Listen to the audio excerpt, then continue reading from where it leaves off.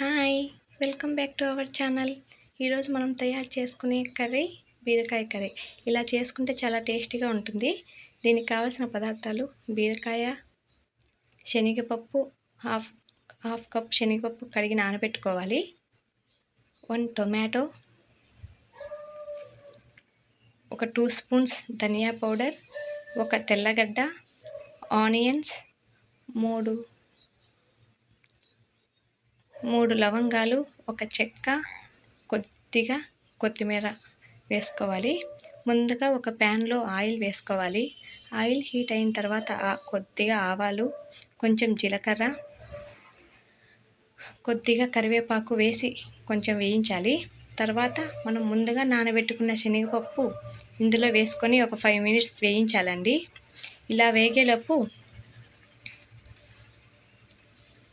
శనగపప్పు చాలా గట్టిగా ఉంటాయి కాబట్టి ముందుగా వేసుకొని వేయించుకుంటే బాగుంటుంది. తర్వాత ఒక మిక్సీ జార్లో కొబ్బరి, తెల్లగడ్డ, ధనియా పౌడర్, కొత్తిమీర, ఆనియన్స్ అన్నీ వేసి మెత్తగా గ్రైండ్ చేసుకోవాలి. తర్వాత అంతలోపు మనము శనగపప్పు వేగిపోయాయండి. అందులో కొద్ది బీరకాయ ముక్కలు, ఉప్పు వేసుకొని బాగా తిప్పుకోవాలి.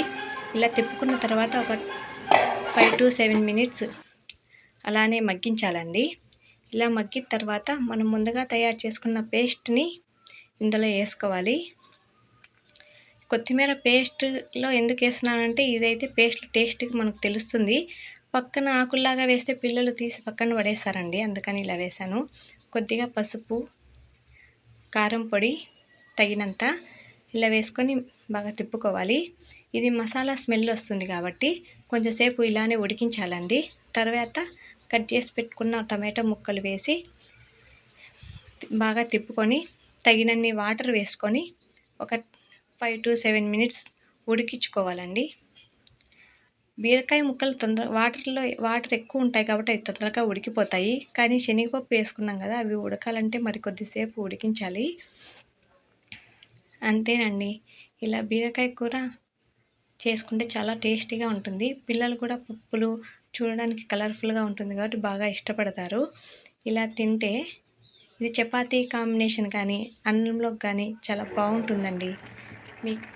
ఈ కర్రీ మీకు నచ్చినట్లయితే please like, share and subscribe. Thank you.